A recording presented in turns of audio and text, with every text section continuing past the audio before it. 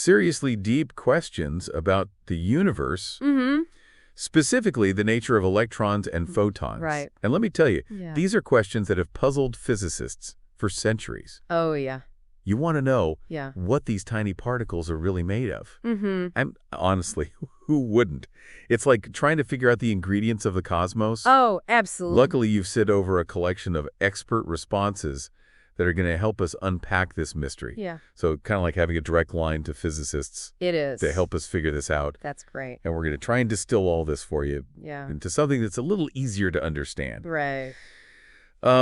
Because some of this stuff gets pretty complicated. Oh, it can go. Especially you start talking about quantum gosh. mechanics and things like that. Yeah. So are electrons and photons the smallest possible bits? Yeah. Or is there something even more fundamental hiding within? That's the question. That is the question. Yeah. Right? That we're going to try and answer today. Exactly. So, yeah, we'll touch upon things like quantum mechanics, relativity, Yeah.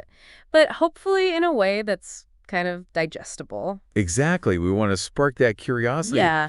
but not completely overwhelm you. Yeah, exactly. Okay, let's unpack this. Okay. You've asked, Yeah. if electrons have mass, Uh-huh. doesn't that mean they must be made of something? Yeah, I mean, it makes sense, right? it does. If something has substance, Right. it seems like it must be built from smaller pieces. Yeah, we think of like a car is made of parts. Right. And those parts are made of materials. Exactly. And the materials are made of molecules. Exactly. But here's where it gets really interesting. Okay. The standard model of particle physics, our best current theory of the universe's fundamental building blocks, Yeah. actually considers electrons to be fundamental particles. Mm-hmm. They're part of a group called leptons. Yep. And the standard model says leptons aren't made of any smaller known particles. So it seems like the book kind of stops there Yeah. with those particles. So fundamental in this context means Yeah. we haven't found evidence of electrons being composed of anything smaller, Right. at least not with our current technology and understanding. Yeah, we smash particles together at incredibly high speeds Yes. in the Large Hadron Collider. Yes. And we haven't seen electrons breaking apart. Wait, but electrons have mass? Yeah. That seems like a pretty big clue that there might be something deeper going on, right? Yeah, that's You like... can't have mass without something being there, can you? It's a good point, right? Right. It's very intuitive to think that mass means that there's something there. Yeah. But the way to think about it is Yeah. mass implies Right. that there's some form of energy bound up within the electron, Einstein's famous equation. Right. It shows us this beautiful relationship Right. between mass and energy. Yes. So you're right to point that out. Yeah. Mass does imply that there's some form of energy bound up Yeah, within yeah. the electron. Right. And yes, we tend to think of that energy as Yeah. coming from Yeah. the motion of smaller components or the Mhm. forces holding them together. So how do physicists explain the electron's mass if they think it's fundamental? Right. Does the standard model just shrug and say, Yeah. it just is? Yeah. Like, how? Well, the standard model explains this through something called the Right. Higgs mechanism. Okay. And it's a bit mind-bending. Okay. But the key takeaway is Yeah. that the Higgs mechanism does not require a particle to have substructure, to have mass. Like, that's already blowing my mind a little. Yeah. So an electron doesn't need internal parts to get its mass. Right. How does that work? So imagine wading through molasses. Okay. The resistance you feel is kind of like mass. Okay. The molasses is like the Higgs field, Okay. which permeates all of space. Okay. Particles interact with this field, Okay. and that interaction gives them mass. Okay, I think I'm starting to get it. Okay. So mass doesn't automatically mean an electron has to be made of smaller bits. Correct. But this is just our current understanding, right? Yes. There could be a whole new layer of reality we haven't discovered yet. Yeah, absolutely. There are theories, like string theory, Right. which suggests that Yeah. what we consider fundamental particles might actually be made of Yeah. even more basic things, Right. like tiny vibrating strings. Right. But these are very much theoretical at this point. Right. And we don't have any experimental evidence to support them yet. So for now, electrons are fundamental in the standard model. Yeah. But the door is open for future discoveries. Exactly. Okay. Always a possibility that Right. that could change. Exactly. Yeah. Awesome. Okay. Okay. Let's shift gears a bit. All right. And tackle your second question. Okay. You asked about photons, the Yes. particles of light. Yes. Specifically, Mm-hmm. how can they have energy Right. but no mass? Right. That seems like a paradox. Well, yeah. Right. This is where we have to step away from Yeah. our everyday understanding of physics and Okay. embrace the strangeness of All right. relativity. Bring on the weirdness. All right. I'm ready for it, I think. Okay, so Newtonian physics works great for our daily Whoa, lives. okay. But at the subatomic level, Yeah. things get really weird. Okay, go on, tell me. So in Newtonian physics, Yeah. the physics of baseballs and planets, Mm-hmm. energy is tied to Right. mass and velocity. But Einstein's theory of special relativity Mhm. gives us a more complete picture. Okay. It shows that massless particles like photons Mm-hmm. can still have energy and momentum. Hold on, massless particles having energy. Yeah. How is that even possible? Well, think of it this way. Okay. In Einstein's universe, Okay. energy and momentum are the real rock stars. They Yeah, are yeah. fundamental properties. Okay. Mass is just one way that Wow. energy can show itself. Okay, that's a new way to think about it. Yeah. So even without mass, Right. photons can be little bundles of energy Yeah. zipping around, Yeah. just carrying energy but no mass. Exactly. So- And the energy of a photon Mm-hmm. is determined Right. by its frequency. Okay. So higher frequency light has Yeah. more energy. That's why ultraviolet light, which has a higher frequency than visible light, Right. can give you a sunburn. Right. It's packing more energy. Wow, that's amazing. Yeah. So the energy is baked into the light's wave-like properties? Right. Exactly. But light acts like a particle, too. right? It's mind-boggling how these concepts all work together. Yeah, well, this is where the concept of wave-particle duality Right. comes into play. Light acts like both a wave and a particle, Yeah. depending on how you observe it. Yeah. And this duality is a fundamental aspect of Yeah. how light behaves. Okay, this is all blowing my mind a little bit. Okay, But in a good way. good. So we've got these massless photons Yeah. zipping around at the speed of light Mm-hmm. with energy tied to their wave nature. Right. But you know me, I've always got another question brewing. Okay, let's hear it. If gravity is caused by mass warping spacetime, Right. as Einstein's theories tell us, Yeah. and photons have energy, Yeah. wouldn't light itself have Mm-hmm. some kind of gravitational effect? That's a brilliant observation. Really? And you are absolutely right. Uh-huh. Light does have a gravitational effect. Yeah. It's just that under normal circumstances, Yeah. the energy density of light is incredibly tiny Yeah. compared to the mass Okay. of, say, a planet Right. or a star. So it's like a whisper of gravity yeah, compared to the roar of a black hole, right? exactly. Or- But there are some situations Okay. where light's gravitational effects Yeah. could be significant. Okay, like what? Like in the very early universe, Oh, wow. fractions of a second after the Big Bang. Hold on, I've got to picture this. Yeah. So we're talking about a baby universe Yeah. where light itself is shaping the fabric of space-time. Yeah. That's wild. It's pretty mind-blowing to consider. Yeah. And while it's mostly theoretical, Okay. we do have a way to observe light interacting with gravity Okay. in a more everyday sense. Okay. Gravitational lensing. Gravitational lensing. What is that? So massive objects like galaxies Okay. can actually bend the path of light Oh, wow. as it passes by. Does that mean gravity can bend light? That's exactly what it means. Cool. So if light from a distant galaxy passes by a closer galaxy Okay. on its way to Earth, Yeah. the closer galaxy's gravity will bend the light, So we're seeing it. creating a distorted or even multiple images Wow. of the more distant galaxy. It's like looking through a cosmic funhouse mirror. You could say that. That's odd. And these distorted images are Yeah. more than just cool visual effects. Yeah. They actually help astronomers study things like dark matter, Oh, really? which we can't see directly. Right. But we know warps space-time Right. because of its gravitational effects. Okay. That is incredibly cool. Yeah. It's amazing how much we can learn about the universe It is. just by observing how light behaves. Right. And that's what we're talking about today. Yeah. Right? It's yeah. how light behaves Exactly. and the energy and all that. Yeah. So- Speaking of observation, Yeah. the next question's a really sharp one. Oh, good. You were puzzled Hmm. by the concept of rest mass. Yes. If an object in motion Yeah. stays in motion. Right. It seems counterintuitive. Yeah. If things naturally stay in motion, Right. how can we even talk about rest mass? Right. What are we measuring exactly? It's a great question. Yeah. And it highlights the difference between the idealized laws of physics Mm-hmm. and the messy reality Right. we live in. So are you saying rest mass is just a theoretical concept? Not at all. Okay. Rest mass is a real Okay. measurable property of particles. Okay. But you're right that in the real world, Yeah. it's almost impossible Yeah. for anything to be perfectly at rest. So how do we define rest mass if everything is always moving?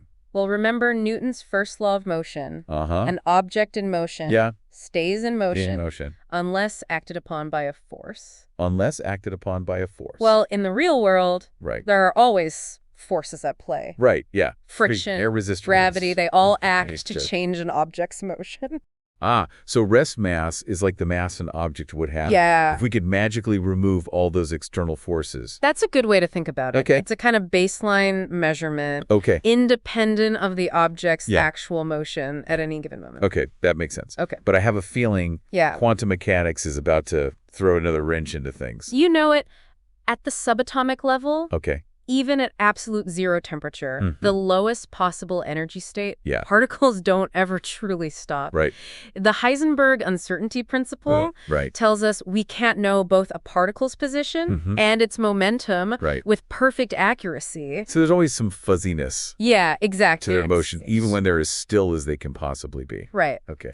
And this inherent quantum fuzziness means that particles always have Yeah. a minimum amount of energy. Yeah. Even in their lowest possible state, Okay. it's called zero-point energy. Wow. So even at absolute zero, Yeah. there's a quantum dance party going on? Yes. That's amazing. Yeah. Right. It is, and this raises a really interesting question about rest mass.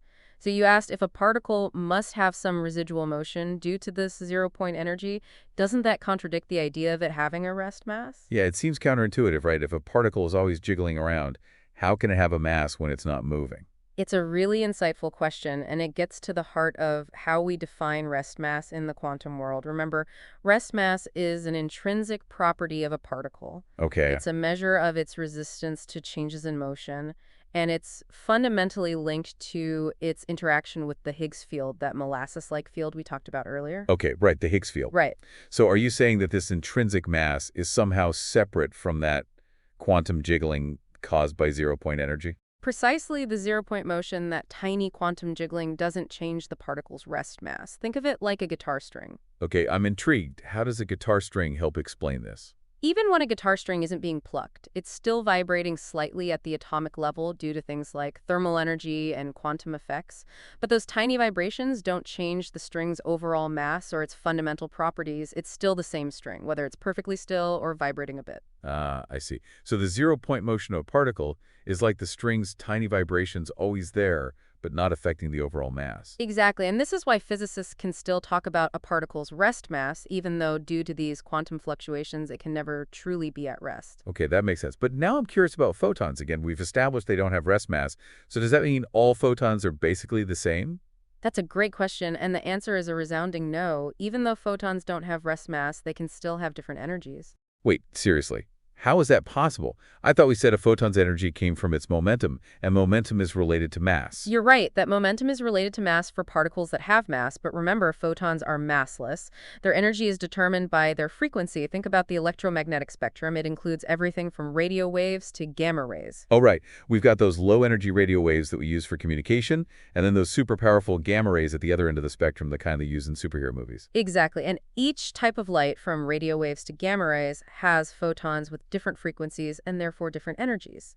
So a radio wave photon is way less energetic than a gamma ray photon, even though they're both massless. Precisely, and this difference in energy is what makes them interact with matter in such different ways. Radio waves can pass through walls, while gamma rays are used in radiation therapy because they can penetrate and affect cells. Wow, so even though photons don't have rest mass, their energy gives them a huge range of properties and abilities. It's incredible how much variety can come from something seemingly so simple. It really is, and this brings us to another interesting point. You raised this idea of light waves moving through nothing. It's something that can be hard to wrap our heads around. Yeah, it feels like a paradox. How can a wave exist without something to wave in? Like sound waves need air water, waves need water. What do light waves need? This is where we have to let go of our classical intuition about waves in classical physics. We're used to waves being disturbances in a medium, like ripples on a pond. But light is different. It's not a wave in something. It's a wave-like excitation of the electromagnetic field itself. Okay, rewind a bit. The electromagnetic field. What exactly is that? It's a fundamental entity that permeates all of space. It's not made of anything else. It's a basic property of the universe, just like space-time itself. So it's like this invisible web that fills everything, and light is like a spider making waves in that web. That's a great analogy, and at every point in space, this field has a value that describes the potential for electromagnetic forces to act. Okay, so light waves aren't like ripples in a pond. They're ripples in this invisible electromagnetic field that exists everywhere. You got it. And those dripples, those excitations of the field, are what we perceive as photons. Wow, it's like the universe is playing a cosmic symphony on this invisible electromagnetic instrument. I love that image, and this helps explain how light can travel through the vacuum of space. It doesn't need a medium because the electromagnetic field is already there everywhere. It's mind-blowing to think that something we perceive as so fundamental as basic as light is actually a ripple in this deeper, more fundamental reality. And it raises the question, if photons are these ripples and our current understanding suggests we can't measure anything smaller than them, isn't it possible that light is actually made of even tinier particles just too small for us to detect? I mean, it's a logical thought, right? Like, maybe there are subphotons that make up the photons we observe, just like atoms are made up of protons, neutrons, and electrons. It's a tempting idea, and scientists are always open to new possibilities, but our best current theory for how light behaves is called quantum electrodynamics, or QED for short, and it treats photons as fundamental particles. QED, I've heard of that. It's supposed to be one of the most successful theories in physics, right? Absolutely, and it describes light and matter interacting with incredible accuracy. It's been tested over and over again, and it just keeps passing with flying colors. So if photons were made of smaller particles, wouldn't QED have some serious problems? Exactly. If there were subphotons, we would expect to see some evidence of them at high energy levels, but so far, every experiment has been consistent with photons being fundamental. We haven't seen any hints of anything smaller. So for now, it seems like photons are the smallest bits of light. But you mentioned earlier that there are those mind-bending theories like string theory that suggest there might be even deeper levels of reality. Could those theories change our view of photons? You're right. String theory proposes that all particles, including photons, are actually tiny vibrating strings, but these strings aren't particles in the traditional sense. They're a completely different kind of object, and we don't yet have any experimental evidence to support their existence. So string theory is like a whole other layer of the cosmic onion, potentially revealing even more fundamental building blocks than we can currently imagine. Exactly. But for now, within the framework of the Standard Model and QED, which have been incredibly successful in explaining the universe, we observe photons are considered fundamental massless particles. Okay, so photons, fundamental massless, and full of surprises. We've covered so much ground already. Electrons, photons, space-time rest, mass, quantum fuzziness. My head is spinning, but in a good way. What else have we got in store? Well, you had a very perceptive question about the very word particle itself, especially when we talk about massless particles. You're right. If they're massless, doesn't that contradict the very definition of the word particle? To me, a particle is something tiny and solid, something that has substance, but something without mass seems almost ghostly. How can something without mass be a particle? That's a brilliant observation, and it highlights how the language of science can get a little tricky. You see, the word particle has evolved over time, just like our understanding of the universe itself. So are you saying the meaning of particle has changed? Precisely, in classical physics, the physics that governs our everyday world, particles were seen as tiny solid objects with definite mass and position, but the quantum revolution completely shattered that picture. Yeah, things got a whole lot weirder when quantum mechanics entered the scene. Definitely, and as we learned about wave-particle duality and the strange world of quantum fields, the word particle took on a new meaning. So what does particle mean in the context of modern physics? In quantum field theory, particles are thought of as excitations of quantum fields. They're like ripples or disturbances in these fundamental fields that permeate all of space. So instead of tiny billiard balls, we've got ripples in these invisible fields. Exactly. And these ripples, these excitations, have properties like energy, momentum, and spin, just like classical particles, but they don't necessarily need to have mass. So a photon, which is a ripple in the electromagnetic field, can be considered a particle even though it has no mass. Precisely, the word particle in modern physics is more about how something behaves than about having a specific substance or mass. It's about being a discrete unit of energy and momentum that interacts with other things in a quantized way. I guess it's kind of like how we still call atoms atoms, even though we now know they're made of smaller parts. The word has stuck, but the meaning has evolved as our understanding has grown. That's a great analogy. Scientific language constantly evolves as we learn more about the universe, and the term massless particle is now widely accepted to describe entities like photons, even though it might seem counterintuitive at first glance. Okay, I can see how the meaning of particle has expanded to fit our evolving understanding of the universe. It's amazing how much our perspectives can shift when we explore the quantum world. It really is. And speaking of shifting perspectives, your next question brings us back to the electron and its potential for substructure. You said that since we've been discussing how electrons might be made of smaller constituents, wouldn't that imply that photons might be made of smaller parts as well? Yeah, it seems like if one fundamental particle turns out to be composite, it opens the door for others to be composite too, right? If electrons aren't truly fundamental, maybe nothing is. That's a reasonable assumption, but it's important to remember that electrons and photons are very different beasts. Electrons are fermions and photons are bosons, and they play fundamentally different roles in the universe. Okay, remind me again, what's the difference between fermions and bosons? Think of it like this. Fermions are the matter particles. The stuff that makes up you, me, planets, and stars. Bosons, on the other hand, are the force particles. They carry the fundamental forces of nature, like the electromagnetic force that photons mediate. Right, so electrons are like the bricks of matter, and photons are like the messengers that carry the forces between those bricks. That's a great way to put it, and because they have such different roles, the reasons why physicists might suspect electrons could have substructure don't necessarily apply to photons. Okay, I'm following you. So why do physicists think electrons might have substructure? What are they seeing that makes them think electrons might be made of even smaller things? Well, as we discussed earlier, the standard model of particle physics, while incredibly successful, does have some gaps. For example, it doesn't explain why neutrinos have mass or the nature of dark matter. Right, those cosmic mysteries that still have scientists scratching their heads. Exactly, and some physicists believe that these mysteries might be solved by discovering new, even more fundamental particles. Some theories propose that electrons and quarks, which are currently considered fundamental in the standard model, might actually be made of even smaller particles called preons. Preon, so it's like going another level deeper on the cosmic onion, like those Russian nesting dolls where you keep opening them up to find a smaller doll inside. Precisely, but it's important to emphasize that these preon models are speculative. We don't have any experimental evidence to support them yet. So it's possible that electrons are made of these hypothetical preons, but it's not a sure thing. It's still very much an open question. Exactly, but here's the key point. Even if electrons do turn out to have substructure, it wouldn't necessarily imply the same for photons. Why not? It seems like it would make things more symmetrical, right? If one fundamental particle is composite, maybe they all are. It's a tempting thought, but the photon's masslessness makes it a special case. Remember, its masslessness is directly tied to the way the electromagnetic force works. It's a crucial ingredient in the symmetry of the theory. If photons had mass, electromagnetism wouldn't work the way it does. Right, we talked about that earlier, gauge invariance. If photons had mass, it would mess up that symmetry. Exactly, and this is why physicists are a bit more hesitant to propose substructure for photons. It would require some very creative theoretical gymnastics to explain how a composite particle could be perfectly massless and still maintain the essential symmetries of electromagnetism. Okay, I can see how the photon's unique properties make it a bit of a different case. So while the door is always open for new discoveries, and we might find out one day that photons are more complex than we currently understand, it's not as straightforward as saying, well, if electrons have substructure, then photons must too.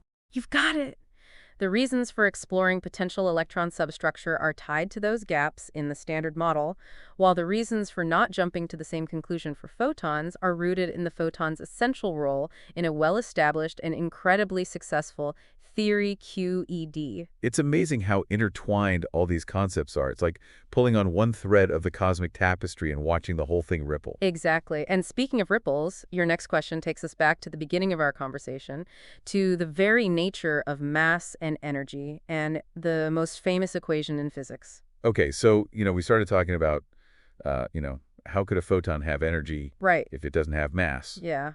So I guess that kind of leads into Yeah. your next question, which is, Yeah. you had a really interesting point about Einstein's famous equation. Yeah. Harpress.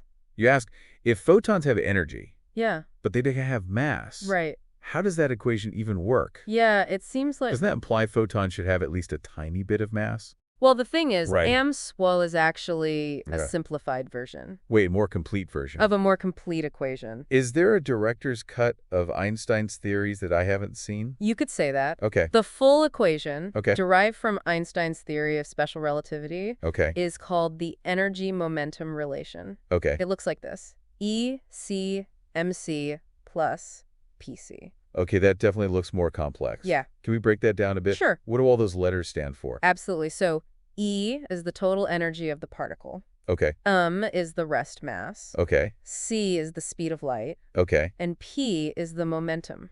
Okay, so this equation takes into account both a particle's mass and its momentum. Yes. Does that mean a massless particle like a photon can still have energy Yes. if it has momentum? Exactly. Oh, okay. And that's the key Yeah. to understanding how photons can have energy Okay. without mass.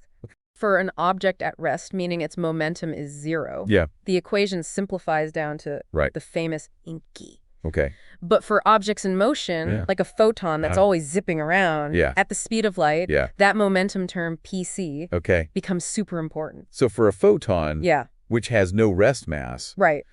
the m in the equation just becomes 0. You got it. Okay. And the equation simplifies to Yeah. APC, Okay. showing that the photon's energy is directly proportional to its Yeah. momentum. Ah, I see. Yeah. So the energy of a photon comes from its motion, its Yes. momentum, Yes. not from any inherent mass. Exactly. It's like instead of packing a suitcase full of stuff, Right. a photon just carries its energy as pure speed. That's a great analogy. Yeah, just zipping along. Yeah, what Einstein showed us Yeah. is that energy and momentum Yeah. are the fundamental concepts. Right, Mass is just one way. right. That energy can manifest itself. Oh, wow. Yeah, This has been an absolutely mind-blowing deep dive. it has. We've explored electrons, photons, space-time, the quantum world. Yeah, it's been a lot to cover. I feel like my brain has expanded a few sizes. Good. That's what we like to hear. But in a good way. That's right. It's been really interesting. It's been my pleasure. Thank you for helping unpack all of that. Of course. And for taking us, through the Yeah, finer points of all of that. my pleasure. And I think your questions Mm-hmm.